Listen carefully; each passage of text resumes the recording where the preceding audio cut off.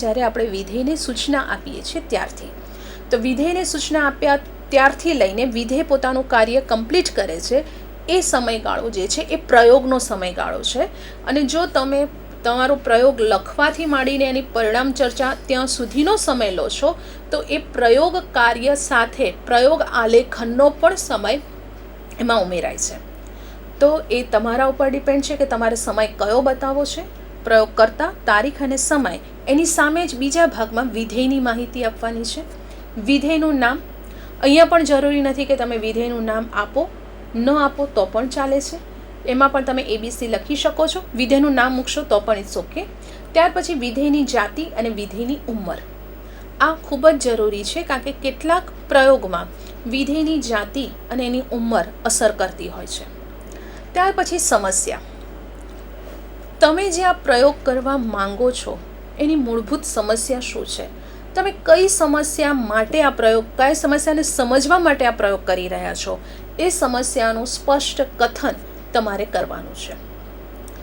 સૌથી પહેલાં આપણું આપે પ્રયોગનું નંબર, શીર્ષક, બેઝિક માહિતી અને ત્યાર પછી સમસ્યા, ત્યાર પછી પૂર્વ ભૂમિકા. પૂર્વ ભૂમિકામાં તમારે જે બાબતનો પ્રયોગ છે, ધારો કે આપણે અત્યારે એક્ઝામ્પલ લઈ રહ્યા છીએ ધ્યાન વિચલનનો, તો ધ્યાન વિચલનના પ્રયોગમાં તમારે પૂર્વ ભૂમિકામાં કેટલીક બાબતો લખવી જરૂરી છે. જેમ કે ધ્યાન એટલે શું, ધ્યાન વિચલન એટલે શું, ધ્યાન વિચલનમાં આપણે જે વ્યુત્ક્રામ્ય આકૃતિ રૂબિનનો કપ વાપરવાના છીએ એ રૂબિનનો કપ એ શું છે, વ્યુત્ક્રામ્ય આકૃતિ કોને કહેવાય છે, જે સરેરાશ વિચલનો 1 મિનિટમાં કેટલા થાય, વિધાયક પરિસ્થિતિમાં કેટલા થાય, નિષેધક પરિસ્થિતિમાં કેટલા થાય, આ ધ્યાન વિચલનને લઈને કોઈએ પ્રયોગ અગાઉ કરેલા છે, એના શું તારણો આવેલા છે. ટૂંકમાં કેટલીક થિયોરિટિકલ માહિતી, કેટલીક એને લગતી પૂર્વ પ્રયોગો જે થયેલા છે એની માહિતી તમારે પૂર્વ ભૂમિકામાં મૂકવાની હોય છે. પૂર્વ ભૂમિકા બને એટલી સચોટ હોવી જરૂરી છે, નાની નહીં પણ સચોટ. જે પણ માહિતી મૂકો, વાંચનાર વ્યક્તિ તરત એ ધ્યાન વિચલનનો કોન્સેપ્ટ એનો ક્લિયર થઈ જાય એ રીતે તમારે અંદર તમામ ડિટેલ્સ મૂકવાની છે. બહુ જ લાંબી લખવાની જરૂર નથી, પણ ખૂબ જ સચોટ લખવી જરૂરી છે. આ પ્રસ્તાવના પછી સાધન સામગ્રી, તમારે પ્રયોગ કરવો છે તો કયા કયા સાધનોની જરૂર પડશે. ધ્યાન વિચલનનો પ્રયોગ કરવો હોય તો વ્યુત્ક્રામ્ય આકૃતિ જોશે, રૂબિનનો કપ જેને આપણે કહીએ છીએ, એની સાથે તમારે ચોક જોશે, એના વિચલનો નોંધવા માટે કોષ્ટક તૈયાર કરવા માટે તમારે પેજીસ જોશે. વ્યક્તિ પોતે જ્યારે પણ ધ્યાન વિચલન કરે થાય એનું અને એ આપણને જે પણ ઈશારો કરે નોક કરીને તેના માટે પેન્સિલ જોશે. બને તો તમે હેન્ડ ટેલી કાઉન્ટર આમાં વાપરી શકો છો કે જેટલી વખત વિચલન કરે. હેન્ડ ટેલી કાઉન્ટર એ એક એવું સાધન છે કે જ્યાં તમે એક પછી એક જેટલા પણ વિચલનો વ્યક્તિ દર્શાવે છે એને હાથમાં એક નાની ઘડિયાળ જેવું આવે છે જેને તમે ઉપરથી પ્રેસ કરો એટલે એક પછી એક એમાં કાઉન્ટિંગ આવતું જાય અને તમારું ફાઇનલ કાઉન્ટિંગ તમને ખબર પડે કે એક વિભાગમાં કેટલું કાર્ય થયું. તમે આમાં હેન્ડ ટેલી કાઉન્ટરનો પણ ઉપયોગ કરી શકો છો, અથવા આપણી જે આંકડાશાસ્ત્રીય પદ્ધતિ છે 1 2 3 4 અને ડેશ આડું, એવી રીતે તમે આપણે જે વર્ગીકરણ કરીએ છીએ એ પદ્ધતિ મુજબ પણ નોંધ કરી શકો છો.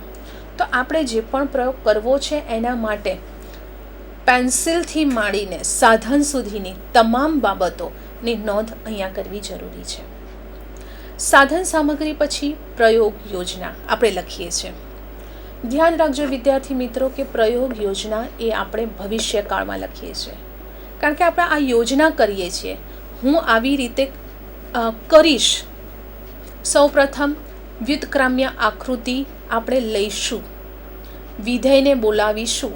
ટૂંકમાં પ્રયોગ યોજના જે પણ કોઈ હોય એ તમારે ભવિષ્યકાળમાં જ લખવાની છે. તમારા વાયવાનો પણ અહીંયા એક પ્રશ્ન ઉપસ્થિત થાય છે કે તમે જે આખું આ રિપોર્ટ લખો છો એમાંથી કઈ બાબત છે કે જે તમે ભવિષ્યકાળમાં લખો છો, અથવા પ્રયોગ યોજના કયા કાળમાં લખી શકાય, તો ભવિષ્યકાળમાં. કારણ કે હજુ આપણે પ્રયોગ કર્યો નથી, પ્રયોગ માટેનું આયોજન કર્યું છે.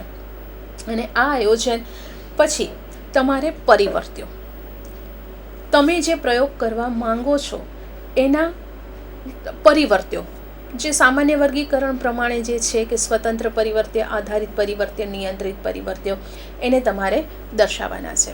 ધ્યાન વિચલન જો આપણે પ્રયોગ લઈએ તો ધ્યાન વિચલનમાં આપણી સમસ્યા એ છે કે સૂચન દ્વારા વ્યક્તિના ધ્યાન વિચલનમાં કોઈ આપણે ફેરફાર લાવી શકીએ છીએ.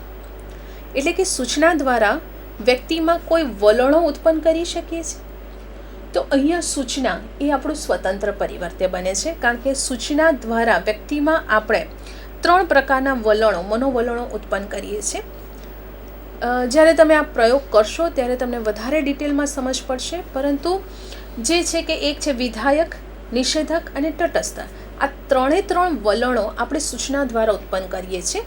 ધારો કે વિધાયક વલણ રજૂ કરવાનું હોય તો આપણે વ્યક્તિને, વિધેયને એવી સૂચના આપીએ છીએ કે તમારી સામે આ એક આકૃતિ રજૂ કરેલી છે, જેમાં ધ્યાનથી તમે જોશો તો એમાં કેટલોક ભાગ, એમાં 2 ચહેરા દેખાય છે, જ્યારે એકમાં તમને કોઈ કપ જેવી આકૃતિ દેખાશે. તમારે સૌ પ્રથમ 2માંથી જેના તરફ ધ્યાન જાય, એટલે કે 2 ચહેરા અથવા કપ, 2માંથી જેના પણ તરફ ધ્યાન જાય, એ ગયા પછી તમારે ખૂબ જ ઝડપથી બીજી આકૃતિ જોવાનો પ્રયત્ન કરવાનો છે. અને જેવું તમને એ બીજી આકૃતિ દેખાય તરત જ તમારે ટકોરો મારી અને મને જાણ કરવાની છે. તો બને એટલું તમારે એક આકૃતિ ઉપરથી બીજી આકૃતિ તરફ ધ્યાન ઝડપથી જાય એ તમારે પ્રયત્ન કરવાનો છે. આવો જ્યારે આપણે સૂચના આપીએ છીએ ત્યારે વિધાયક વલણ વ્યક્તિમાં ક્રિએટ થાય છે. તો આવી જ રીતે બીજી 2 સૂચનાઓ, નિષેધક અને તટસ્થ સૂચનાઓ, એનામાં જે વલણ ઉત્પન્ન કરવાનું છે એ મુજબ આપવામાં આવે છે. તો અહીંયા સ્વતંત્ર પરિવર્ત્યમાં આપણી સૂચનાઓ અને સૂચનાથી ઉત્પન્ન થયેલું વલણ, એની અસર ધ્યાન વિચલન પર થાય છે કે કેમ એનું માપન કરવાનું છે. માટે એ આપણું સ્વતંત્ર પરિવર્ત્ય બને છે. આ સ્વતંત્ર પરિવર્ત્યની અસર શેના ઉપર માપવી છે? તો વ્યક્તિમાં થતા ધ્યાન વિચલનો ઉપર. તો ધ્યાન વિચલન એ આધારિત પરિવર્ત્ય બને છે. જ્યારે આપણે આ ધ્યાન વિચલનનો પ્રયોગ કરીએ છીએ ત્યારે સૂચના સિવાય બીજા ઘણા બધા પરિવર્ત્યો અસર કરે છે. આકૃતિની સ્પષ્ટતા, આકૃતિ વચ્ચેનું અંતર અને ઘોંઘાટ, ઘણી બધી બાબતો. તો સૂચના સિવાય ધ્યાન વિચલન ઉપર અસર કરનારા બની શકે એટલા વધુ પરિવર્ત્યોનું આપણે નિયંત્રણ કરવાનું હોય છે. તો તમારે અહીંયા સ્વતંત્ર પરિવર્ત્ય કયું લીધું છે, આધારિત પરિવર્ત્ય કયું લીધું છે, કયા કયા પરિવર્ત્યોનું નિયંત્રણ કર્યું છે, એ સ્પષ્ટ આલેખન તમારે પ્રયોગમાં કરવાનું હોય છે. જેથી કરીને તમારા જેવો પ્રયોગ કોઈક બીજો કરવા માંગે તો એની પ્રયોગ યોજના, ડિઝાઇન બહુ જ સરળતાથી કરી શકે કે તમે શેનું માપન કર્યું છે, શેના ઉપર કર્યું છે અને કઈ કઈ બાબતોને નિયંત્રણમાં રાખી છે. ત્યાર પછી સૂચના એ પ્રયોગ વિધિનો જ એક પ્રકાર છે. એટલે ઘણા બધા પ્રયોગ વિધિના જ એક ભાગમાં, સબ પોઈન્ટમાં સૂચના લખાતી હોય છે. સૂચનાને તમે અલગ પણ લખી શકો છો. સૂચના જેટલા વિભાગો હોય એ દરેક વિભાગની અલગ અલગ સૂચના ખૂબ જ સરળ ભાષામાં પ્રયોગનો હેતુ છતો ન થઈ જાય એ રીતે લખવાની છે. ધારો કે આપણે બુદ્ધિ કસોટી વ્યક્તિને આપીએ છીએ, અથવા આપણે ધ્યાન વિચલનનો જ પ્રયોગ આપણે આપીએ છીએ, પણ આપણે વિધેયને નથી કહેતા કે અમે તમારામાં થતા ધ્યાન વિચલનો માપવા માંગીએ છીએ. ના, સૂચનામાં ક્યારેય આપણો હેતુ છતો થવો જોઈએ નહીં, કારણ કે એની અસર પરિણામ ઉપર, વ્યક્તિના વર્તન ઉપર થાય છે, જ્યાં વ્યક્તિનું વર્તન સ્વાભાવિકતા ગુમાવી દે છે. માટે સૂચના ખૂબ જ સરળ, વિધેય જે રીતે સમજી શકે એ રીતે તમારે લખવાની હોય છે, હેતુ ન આવી જાય અંદર એનું ધ્યાન રાખીને. ત્યાર પછી પ્રયોગ વિધિ. સમગ્ર પ્રયોગ તમે કઈ રીતે કર્યો, તમે એમાં કયા કયા સ્ટેપ મુજબ તમે એમાં ગયા, એ બધું જ આલેખન તમારે પ્રયોગ વિધિમાં કરવાનું હોય છે. પ્રયોગ વિધિ પછી તમારે પરિણામ કોષ્ટક દોરવાના હોય છે. પરિણામ કોષ્ટકમાં તમારું જે પણ તમારા વિભાગો છે એ વિભાગોમાં થયેલા વિચલનો, એમાં આવેલું પ્રમાણ, જ્યારે વિભાગ એક કરતાં વધારે વખત રજૂ થયું હોય તો એ વિભાગનો સરેરાશ, આ બધી જ કેટલીક બહુ જ સામાન્ય એવી સ્ટેટિસ્ટિક્સ તમારે પ્રયોગમાં વાપરવું પડશે. એટલે આપણે પ્રયોગમાં આંકડાશાસ્ત્રીય પદ્ધતિઓનો પણ ઉપયોગ કરતા હોઈએ છીએ.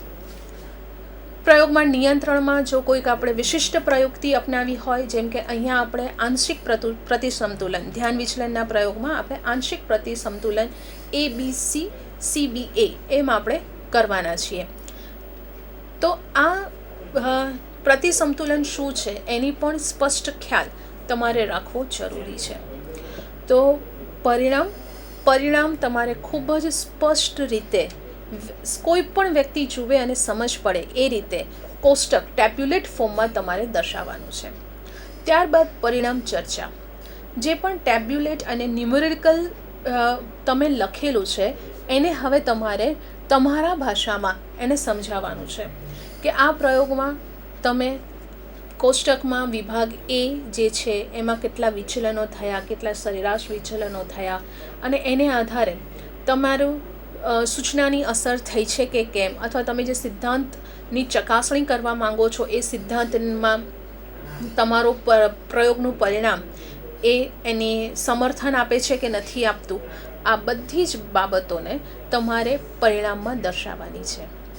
બરાબર. અને ત્યાર પછી નિષ્કર્ષ માત્ર 1 કે 2 જ લીટીનું હોવું જરૂરી છે. લાંબો નિષ્કર્ષ જરૂરી નથી.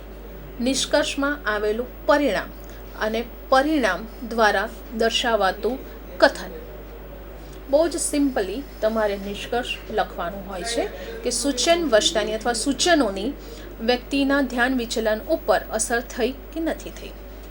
અને ત્યાર પછી સંદર્ભ ગ્રંથોમાં જ્યારે તમે પ્રસ્તાવના લખી અથવા આંકડાશાસ્ત્રીએ જે પણ કોઈ મૂલ્યાંકન કર્યું, આની માહિતી તમને ક્યાંથી મળી? તમે જે પુસ્તકો અથવા જે વેબસાઇટ ઉપરથી તમે એની બેઝિક માહિતી લીધેલી હોય એની તમામ ડિટેલ્સ તમારે લખવી જરૂરી છે. સંદર્ભ ગ્રંથો લખવા માટે આપણે APA આપેલું જે ગાઈડલાઇન છે એ મુજબ લખતા હોઈએ છીએ. તો એ તમારે ધ્યાન રાખી અને સંદર્ભ ગ્રંથો લખવાના હોય છે. સંદર્ભ ગ્રંથો લખતી વખતે તમે જે ચોપડીનો જે પાના નંબર વાંચ્યું છે અથવા જે પાના નંબરની વિગતો તમે તમારા પ્રયોગના વર્ણનમાં ઉમેરી છે એ પેજ નંબર લખવા બહુ જ જરૂરી છે. તો એ રીતે તમારે આખું પરિણામ પછી નિષ્કર્ષ અને નિષ્કર્ષ પછી સંદર્ભ ગ્રંથો. આ સંદર્ભ ગ્રંથો તમે તમારા જર્નલ પૂરતા જ રાખવાના છે. જ્યારે પરીક્ષા હોય ત્યારે તમારે આ સંદર્ભ ગ્રંથોને દર્શાવવાના નથી. તો આ એક ઓલ ઓવર ખ્યાલ તમારા પ્રયોગ કઈ રીતે લખશો એના માટેનો છે. તો જ્યારે પણ વિદ્યાર્થી મિત્રો તમે મનોવિજ્ઞાનને વિજ્ઞાન તરીકે સ્થાપિત કરતો એવી પ્રયોગ પદ્ધતિને તમારી જાતે એક્સપેરિમેન્ટ કરવાના છો, ત્યારે એક વૈજ્ઞાનિક જેટલી સજ્જતા કેળવવી જરૂરી છે. અને સજ્જતા માટે આપણે વિષય અને પ્રયોગને લગતી તમામ બાબતોને ખૂબ જ ગંભીરતાથી સ્પષ્ટતાથી સમજવી અને યાદ રાખવી જરૂરી છે. તમે જે પણ પ્રયોગ કરો એ પ્રયોગમાં રહેલા મૂળભૂત જે બાબતો છે એ મૂળભૂત બાબતો વિશેનું સમજ અને એનું આલેખન થયેલું હોવું જરૂરી છે. સાથે સાથે એ જે પણ પ્રયોગ છે એ પ્રયોગને લગતા કયા પ્રશ્નો આવી શકે એ પ્રશ્નો માટે પણ આપણે માનસિક રીતે તૈયાર રહેવું જરૂરી છે. સામાન્ય રીતે પ્રયોગ એટલે શું? સૌપ્રથમ પ્રયોગશાળા ક્યારે સ્થાપાઈ, કોણે સ્થાપી, ક્યાં સ્થાપી? ભારતમાં સૌપ્રથમ પ્રયોગશાળા ક્યાં અને ક્યારે સ્થાપાઈ? પ્રયોગ સર્વશ્રેષ્ઠ પદ્ધતિ કેમ છે અથવા પ્રયોગના લક્ષણો કયા છે? પરિવર્ત્ય એટલે શું? પરિવર્ત્યોના પ્રકારો જણાવો, પરિવર્ત્યોના પ્રકારના અર્થો સ્પષ્ટ કરો. અથવા કોઈ પણ એક પરીક્ષક તમને ઉદાહરણ આપે અને એ ઉદાહરણમાંથી સ્વતંત્ર અને આધારિત પરિવર્ત્યોને ઓળખી નાખો. તમે જે પ્રયોગ કર્યો છે એમાં સ્વતંત્ર અને આધારિત પરિવર્ત્યો કયા છે એની સ્પષ્ટતા હોવી જરૂરી છે. નિયંત્રિત પરિવર્ત્યો કેમ અગત્યના છે એની સમજ. હસ્તોપયોજન એટલે શું? હસ્તોપયોજન કોણ કરે છે, કયામાં કરે છે અને કયામાં ન કરી શકાય. હસ્તોપયોજનના પ્રકારો અને એ બધાનો જ તમારે એક સ્પષ્ટ ખ્યાલ પ્રયોગ શરૂ કરતાં પહેલાં હોવો જરૂરી છે. પ્રયોગમાં સૂચનાનું મહત્ત્વ. સૂચના આપતી વખતે આઈ કોન્ટેક્ટ જાળવવો, સૂચના દ્વારા વ્યક્તિને પ્રેરિત કરવો, આ બધી જ બાબતો ધ્યાનમાં રાખવાની છે. અને જ્યારે તમે એનું રિપોર્ટિંગ કરતા હો પ્રયોગનું, ત્યારે દર્શાવેલા તબક્કા એટલે કે પહેલાં પ્રયોગનો નંબર, શીર્ષક, સમસ્યા, પૂર્વ ભૂમિકા, ત્યાર પછી સાધન સામગ્રી, પ્રયોગ યોજના જે ભવિષ્યકાળમાં જ લખાય, પરિવર્ત્ય, સ્વતંત્ર આધારિત નિયંત્રિત, ત્યારબાદ સૂચના, પ્રયોગ વિધિ ભૂતકાળમાં લખાય કારણ કે પ્રયોગ વિધિ એ આપણે એકચ્યુઅલી પરફોર્મ કરી ગયા છીએ અત્યારે, બરાબર. તો એ સૂચના, પ્રયોગ વિધિ બાદ આપણા પરિણામો જે પણ કોષ્ટક તૈયાર કરેલું છે એ પરિણામ કોષ્ટક, ત્યારબાદ પરિણામ અને એની ચર્ચા, એ મુદ્દો આપણે મૂકીએ છીએ. અને ત્યાર પછી સંદર્ભ ગ્રંથો. તો આ એક પ્રયોગ લખવા માટેની સામાન્ય એવી ગાઈડલાઈન છે કે જે તમારે હવે જ્યારે પણ તમે પ્રયોગશાળામાં પ્રયોગ શરૂ કરો ત્યારે આ કરવાની છે. પ્રયોગશાળામાં પ્રયોગ કરતી વખતે એક પ્રયોગકર્તા તરીકે તમારામાં સજ્જતા હોવી જરૂરી છે. પ્રયોગની ગંભીરતાને સમજવી જરૂરી છે. આપણે પ્રયોગ જીવંત વ્યક્તિ ઉપર કરીએ છીએ. જીવંત વ્યક્તિને અસર કરતા પરિવર્તનોને પણ ધ્યાનમાં રાખવાના છે. તો આ તમામ બાબતોને ધ્યાનમાં રાખી અને આપણે પ્રયોગ શરૂ કરવાનો છે. પ્રયોગ અને કસોટી વચ્ચેનો તફાવત. પ્રયોગ પ્રયોગશાળામાં જ થાય.